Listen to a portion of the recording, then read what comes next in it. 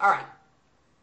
Then you've got continuity programs. The continuity program is basically where people pay you over and over and over and over. So I have a couple of continuity programs. One is a millionaire coaching program where people pay around $500 a month to get access to my information, my coaching in a group setting. So the reason it's called continuity is because it happens every month. Well, people will pay you for your expertise. Remember, they're not paying you for your speaking, they're paying you for your information and your expertise. And then, of course, you can do your TV show from home, you can do a radio show online, you can do infomercials online. Here are just a few of the ways, what is this, like 16 ways that you can actually make money from speaking. So let's talk about six-figure speaking modules. Let's talk about the things that you're going to be talking, that we're going to get into for the remainder of our time together. Part one, as I said, the one shift you need to make to go from $1,000 to over $100,000 as a speaker. We've talked about that. That is your speaker, your speakerpreneur. You're not a speaker, you're an expert. All right, now let's talk about your areas of expertise. I want you to draw down the line, the center of a page. On one side, on the left side, put speaking audience, which is this right here. And then I want you to put on the other side, what do they want? Okay, what do they want? Meaning, what does this audience want? So let's say you spoke or you speak to parents of teens. So what is it that parents of teens want? Some of them want to be able to talk to their kids. Some of them want to be able to connect to their kids, okay, to be able to connect to their kids. So say you speak to new real estate agents. What do they want? Well, some of them may want to increase their client base. Let's say you speak to college students. What do they want? To find a job. So I want you to figure out who your speaking audience is, and then I want you to figure out what they want. Okay? Take a few minutes to do that. All right? Now I want you to convert your topics into solutions-focused titles.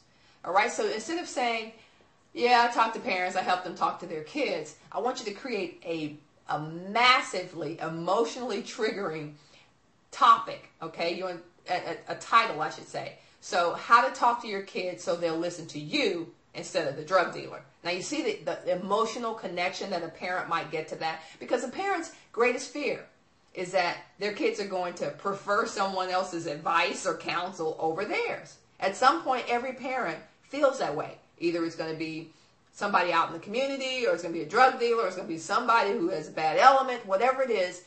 You need to create solutions-focused titles for your speeches.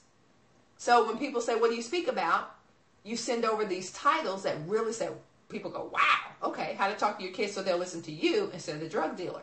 So I want you to think about creating solutions-focused titles for all of your talks. Part two. Develop your message, develop your style, develop your uniqueness. That's what this is about. Everybody has to develop whatever their message is, whatever their style is and their uniqueness. So what is your message? Here are some sample messages. Your message could be that single dads can successfully raise their kids. Your message could be that kids can become entrepreneurs with encouragement and affirmation. Your message might be that anybody can make money online. Your message might be that the only way good companies become great is by putting people first. These are messages, and these have to be woven into your speeches. Now let's go over how to structure your speech quickly and effectively. All right, and there are many ways to do this. I teach a couple of ways to do it, but I'm going to give you a quick way. If somebody called you today and said, I need you to come and talk on this, here's something you can take to the bank that will give you a nicely organized speech and that will deliver maximum impact. Okay, so the first thing you want to have in your speech is you want to have an introduction. You want to engage and anchor the audience. Now, depending on how much leeway you have with visuals, then let's say that you could do a PowerPoint presentation. I'm just going to assume that you have the ability to do a PowerPoint presentation, and then I'll talk about if you don't have PowerPoint. But let's say you have the ability to do a PowerPoint.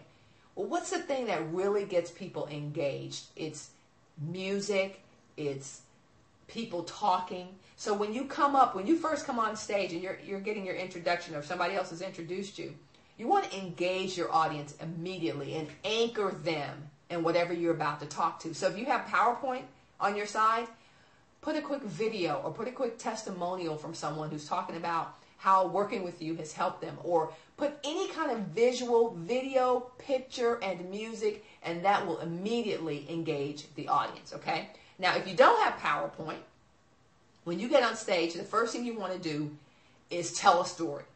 And I always say, don't tell a joke unless you're a good joke teller. But tell a story that grips the audience and gets them into your arena, gets them into the story with you, okay?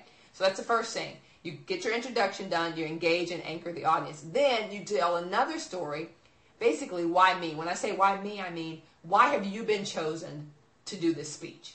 Because what people are thinking as soon as you get on stage or as soon as you get in front of a group is, who are you? And even if they know who you are, they still want to know why you're the person to talk to them on this topic. So you got to get up there and immediately establish credibility. So tell another story or tell something that happened with a client that shows that you can deliver on this area that you're speaking about. The next thing I usually do is a guarantee.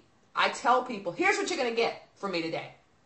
You're going to get at least 3 multi-million-dollar ideas. Now, whether you do anything with them is up to you, but I'm definitely going to deliver 3 multi-million-dollar ideas today that if you take them, they will ultimately result in millions of dollars for you. I guarantee you that. Now, guarantee is a very strong word, and that's why I use it, because there are things that when I get on stage, I know that these things work. They don't just work for me, they work for everybody who actually does them.